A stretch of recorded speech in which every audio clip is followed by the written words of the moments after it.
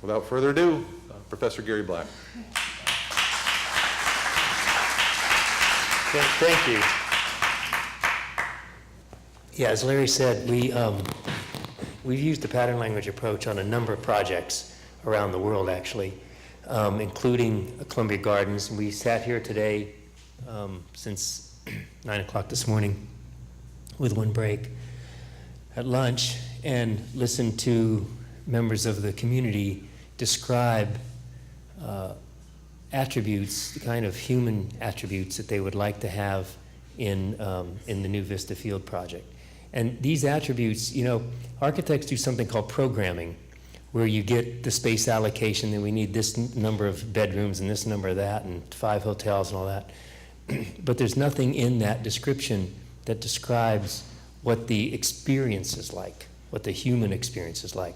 The pattern language tries to prepare, it's a document that adds a lot more than just the quantification of the amount of space and the number of bedrooms and the kitchen and what you need, okay? It tries to describe what the emotional experience is like. And we can't really describe that ourselves. We need you to describe it. And so the meeting today was to try to extract that, and I'm just gonna give you a brief introduction into what a pattern language is and what the process is like. And then the only thing we've managed to do we had 1 hour before we had to meet you, go through what we would call the titles of the patterns that we will then be fleshing out along the lines of what I'm going to describe, right?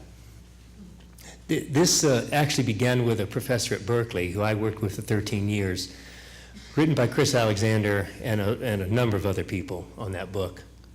And it has applications even in computer programming. It's pretty widely used around the world, not just in architecture. This is a site of the view of the site, and an earlier design that was produced by DPZ. Now, a pattern language, I don't have to read it to you. It's a written document that's composed of patterns. And they create, before you've put pen to pencil, they create a word picture. And we found that working with clients, you know, an architect can draw something and you don't really understand what it is. You see a plan, you can kind of get it. You see an elevation, and if there's a problem with the elevation, the architect puts a big tree in front of it so you can't see the ugly part. A word picture is way more understanding because you can build up this picture and you can really talk about it. So that's what this process does. So the first thing is you describe an opportunity or a problem that exists in the environment, right? So that it's environment related. And then you analyze a field of relationships that would be necessary to solve that problem. And finally, you prepare a solution statement that is worded in a very particular way so that it solves those relationships without giving an actual design. So I could write a pattern that, for example, courtyards that live, and it would describe the field of relationships that would make that happen. And then a person could take that courtyards which live pattern and apply it in Kennewick by putting in the nuances of that location. They could use that same pattern in France and put in the nuances of the context, all right? So they have some generality to them, as well as being very specific in many cases, which is why we do a project pattern language. So this is an example from a project we did in Boise a few years back. It was for the College of Business and Economics, I think. And we did a whole pattern language. And just as an example, one of the things that came out in talking with faculty and students and staff is they needed more faculty-student mix. But there was a problem with that, which is the students wanted access to the faculty at all times. Faculty get tenure and promotion on the basis of research, so they can't just have an open-door policy where the students just walk directly into their office. So So there's the opportunity of having this mix, there's the desire to have the mix, but there has to be some construction of boundaries. And this describes the various, we don't need to read all of that, but this just describes the various issues associated with it. And then the solution statement is to provide the breakout rooms with under the control of the professor. He or she can have contact with the students. Another thing that came out, it was very interesting, hadn't seen it before in a business school, was this notion of a kiosk right outside the classroom. So when the class was over, the professor walks out, there's a little trail of students that follow him out, and there's a little kiosk with computer screens on it, and he can plug the jump drive in from his PowerPoint or whatever it is, and the students can gather around and they can answer the questions. So that's what occurred in the design of the building in order to address this particular need. Right? Now, a pattern has a very specific anatomy. There's a title, which is what we're going to look at tonight. Then there's generally an image that tries to capture what that title is. The problem statement that we already talked about, a description, sometimes a diagram or sketch, and then a solution statement. The key elements are the title, that's pretty important, the problem statement, and the solution statement. And this stuff just gives the background and the argument. It's almost like the argument for the solution statement. So what a project pattern language does is exactly what it says here. It makes it, if you sit with a group of people and they give you their long laundry list or their wish list, we would like to have vitality in the environment. A designer doesn't know what to do with that, It doesn't, what does it mean? How do I put vitality? Whatever they put into the environment that is their description of vitality probably isn't the same as yours. But when you tell us we want vitality in the environment, then we start asking, well, what does that mean? You start explaining. It finally drills down to a pattern, and then we write that pattern, and then that pattern is actionable by the design team. So when this work is done, the design team is able to take that information and use it to design. And then it also, once the users have a pattern language, they can then look at the design and they can evaluate it. Again, if you give your wish list and the architect comes back with something, it's very difficult to evaluate. You've even forgotten most of the things you said. But you have this document, you say, well, it said that there was going to be a fountain in the main plaza. Where's the fountain and where's the main plaza? And then they can point to it. And if they don't point to it, then you can have some conversation with them. All right. This is an example. This was a project we did many years ago in Japan. It was a high school and a university. And this was always really interesting to me because when we started the project, all of us went to high school and many of us went to the university. And at least at the high school level, which is what everything you're looking at there is the high school. University was to come later. And we have this archetype image that we carry around in our head of the high school. Where I'm from, it's a 2 or 3 story building, a rectangular building generally, with a bunch of hallways and classrooms in it. And then there may be one big building, which is the gymnasium, and there's probably a track. And that's kind of the picture. And so that's what we went to Japan with, that sort of picture in our mind.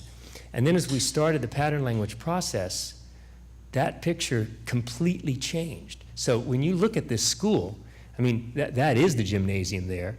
These are classrooms. It turned out that the school, their main focus was political science.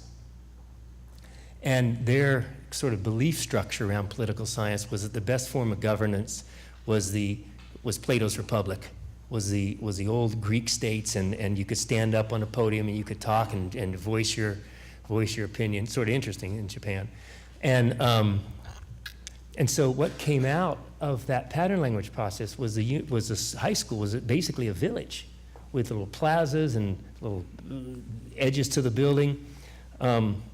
So it really does affect, this process really does draw out of the end user and completely affect the end result. Bunch of students milling around in one of these things, walks through building. These are all patterns.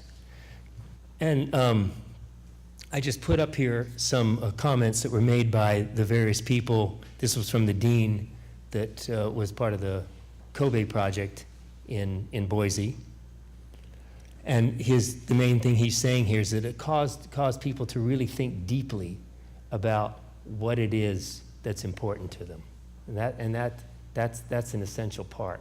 It's not just a wish list. It's, there's a back and forth, and you get pressed a bit, and the person has to think pretty deeply about, if someone says a cross-section of the community is what we desire, then you ask them, and they start thinking pretty strongly about what they mean about that. And then if it passes the test, it ends up in a pattern.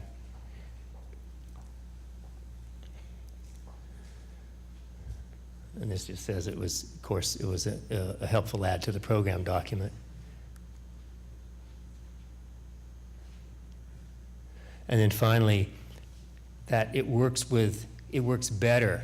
People tend to think you should cherry pick the participants so you have agreement. It actually works better if you have a lot of disagreement. So it's very helpful to have a wide cross section of people giving their offering their suggestions, opinions, desires, loves, and then that generates a better pattern language than one that's a homogeneous set of folks.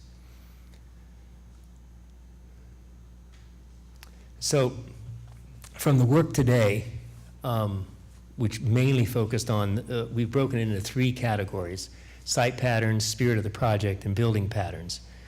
Building patterns we didn't discuss in great detail today because I don't think it's necessary to go into that, although some of them we did discuss. Site patterns and spirit of the project are the main issues that were talked about in the meeting. And those of you who are in the meeting, you should make notes, and we can make them available to you. And we could have easily missed something, or we could mischaracterize it as we go down the road in the next step. But one thing that came up a number of times is about the site. It's basically running along a runway. And the other thing that came up very strongly, these were some very strong images, was walkability. That this needs to be a place that's really not just pedestrian friendly. I think one of the folks said, it's where walking is the desired form of movement. And I thought that was very, very beautifully said. And it just turns out that a long, thin site kind of lends itself to that notion of a promenade running along the runway with some stuff happening on either side. Another person, the group, well, I can say the group because they ended up, by nod of head, basically voting on it. So these are what we heard. That the place needs to have a sense of arrival. So when you get there, there's some cues that lead you to it and let you start to make the transition from the ordinary to the extraordinary, might be the way you could say it. Another one was that, I'm talking right here, that it's a regional destination. It sits in one location, but it really tries to draw people, local folks from the Tri-Cities area, and it's also has enough wow factor that it attracts tourists and visitors. And if you have some family that's visiting you, this is a place that you might take them. We discussed again this notion of a promenade is a sort of a pretty interesting concept. It's a walkway, but it's a place where people go to be seen, and you go to watch other people. I mean, that's in a way the essence of a promenade. And yeah, you might be going there to get something, but the real issue with a promenade is it's the social glue. It's the thing that holds people together because you're out there sort of rubbing shoulders, walking down this paseo or esplanade. And that was a very, very strongly felt pattern from the folks this morning today. Another one we talked about was something we're calling an industrial ribbon, which is this doesn't exist in isolation here. There are industries around it. And you could just put up a big wall and block yourself off and say, no, we got our little special thing over here. And the feeling was quite strong that no, that's not the case. Maybe whatever you do include is minimalized, but you definitely acknowledge that ribbon is there, that industrial sector is there. And my own feeling is that having the industry around passes the more believability test. There's a little more grit and a little more honesty to the project, and so that'll be in the pattern language. Another one that was very strongly felt was what we're calling access to water. It was mentioned, one of the participants even said that they just come back from Venice. Is that person here? No. Well, I'll paraphrase him. He just come back. It was a kind of a beautiful image, actually. He said he'd just come back from Venice, first time he'd ever been, and they shuttled his car away, and he ended up going in by boat. And so he thought that you could just take the runway and excavate the middle of it and put a big canal in the middle and have everybody park their cars, and you could just access the whole thing via gondola. And it is actually a very, very charming picture. But access to water, that was the extreme, but in the form of fountains and just the sound of it and lit up at night and vitality and having water around was very strongly felt. So access to water. Public spaces was a very interesting conversation, actually. And the thing is that, when you go to Home Depot, that's privately owned, right? When you go to the Home Depot parking lot, that's privately owned. There's a place in Berkeley called Emory Bay. It's actually in Emeryville. It's called Emory Bay, and it was constructed. It's got a lot of the things that people talked about today. It's got shopping streets and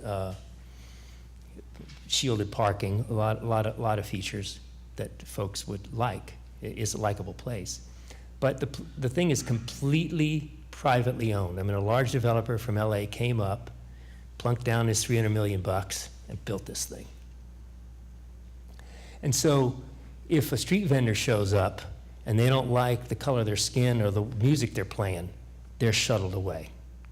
Now, not that far away is another place called 4th Street, where the buildings are privately owned, so the shops can close their doors, but the street is owned by the city of Berkeley. It's 4th Street. And so when a street vendor shows up with their dog, cat, and mouse routine, or does a bad job on the violin, they can't be moved off unless they're doing something that's not allowed, and then the police are called. And so the conversation was that, yes, what the Kennewick residents would prefer is that there's a mixture of public and private space, so that public space is owned by the public. And I think I was very pleased with that outcome myself. A variety of parking. The idea that everybody goes to one central freestanding parking garage and then meanders down the ramps and somehow is supposed to enter into a place with an sense of arrival is probably a little bit far-fetched. So that there's a variety of parking, and that parking is dealt with, because people are going to get here by cars. Let's face it, that's how it's going to happen.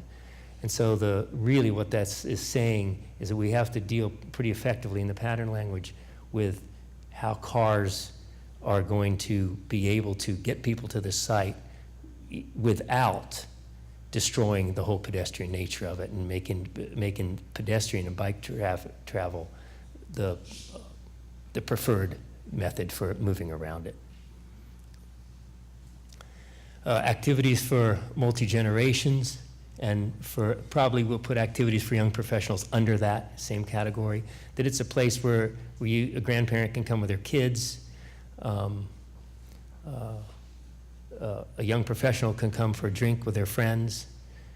Ladies' night out can go out with their girls, and and it really is a place that draws a lot of people, and it tries not to make distinctions. It's not just, it's not just a soccer field where you take your kids. It's got other, it's a soccer field with a wine tasting. Public market, and we questioned them pretty hard on that. The idea of a public market is that it's essentially a building type thing. It's a farmer's market part of the year when ag is in full bloom, and but it could have crafts in it, and there's a space big enough so that in the summer when more farmers are on deck, they can put their umbrellas up outside and sell. And so I know I live in San Luis Obispo, California, and the highlight of my time down there is that Saturday farmers market. I just go and buy all my fruits and vegetables. I try not to even shop at the grocery store. I have to get milk, but very few things. And that's a major draw, and it really connects you to the community, and folks express that today. So that'll be part of the picture. Sense of seasonality is a very pretty pattern. It's the idea that you can illustrate this partly in the landscape, where you may have conifers that catch snow, and you have trees that change color in the fall, and because you do live in a place here that does have seasons, and so that seasonality is expressed and celebrated in the environment. Back alleys. One person mentioned Carmel, California, which is a place is pretty dear to my heart. And one of the nice things about that city is that's where Clint Eastwood was mayor for a period of time. I mean, he did a great job. But one of the interesting things about that, and what goes with this, is the idea of getting lost, right? Is that you've got the main sort of path, and then there's these little shops, and every once in a while there's a little, you look between a shop, and there's this tiny bit of light in the back, and you're not sure if you should go down there, if you can go down there, and you brave the wiles, and you sort of start down it, and then it opens up a little bit more, and then finally it opens up into a courtyard, and there's a place where you can get coffee and tea. It's not advertised, and you just discover it. And then you work around through a couple of mazes, and then the next thing you know, you're looking for your cell phone to call your wife and say, hey, I'm not sure where I'm at. But so that sort of comes out of this notion of these back alleys.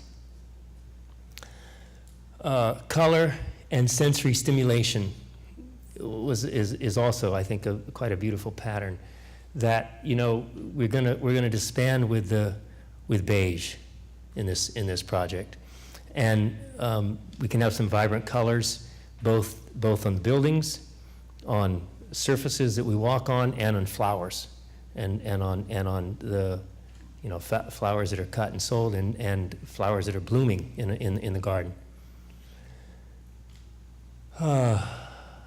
Public art, I don't need to go through every single one.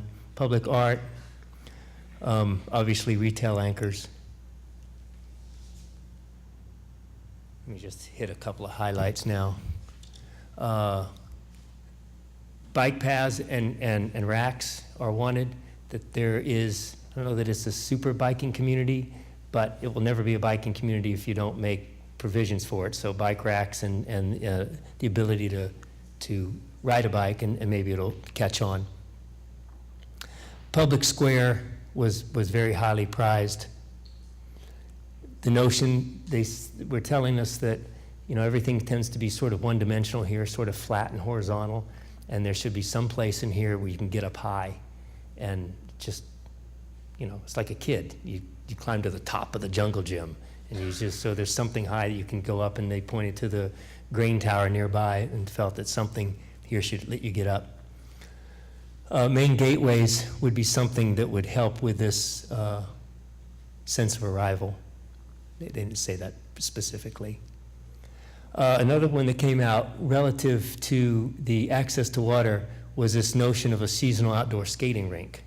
I know you have one where they play hockey here, but the concept is that maybe there's an area that when the weather gets cold, it probably would need some assistance, but you could have an outdoor skating rink with music. Maybe it's around Christmas time or in January, whatever the weather dictates.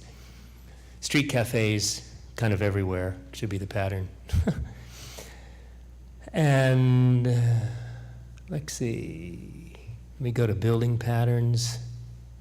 There's an idea of rooftop terraces where you could eat up on a roof of a building. This notion of narrow storefronts came up. That's sort of interesting. Someone had mentioned that they were in a place recently, I forget where it was, and they noticed that the storefronts were only about 12 feet wide. And I then mentioned that I had given a talk in Barcelona back in February. I'd never been to Spain. My wife and I were there on a pedestrian way called the Ramblas. And one thing I noticed that was just kind of amazing is the storefronts were only about 20 feet wide. And what that did is it meant that you walked the length of this room and you already passed 5 different little places. So there was a little coffee shop here, and there was a bar there, and there was a little restaurant over here, and then there was a little market you could buy vegetables. And it's just the experience is kind of phenomenal from a point of view of a pedestrian, because you don't even have to walk that far to cross. The next thing was a men's tie shop, and so that actually something along those lines will be part of this. So I can take any questions now, but this list and my explanation of what those patterns, the essence of those patterns, is the word picture that your colleagues have presented to us as a place that would be a regional destination, a place that they would visit often, and that you would feel you could take visitors to and sort of be proud of and say, hey, welcome to Tri-Cities. Thank you.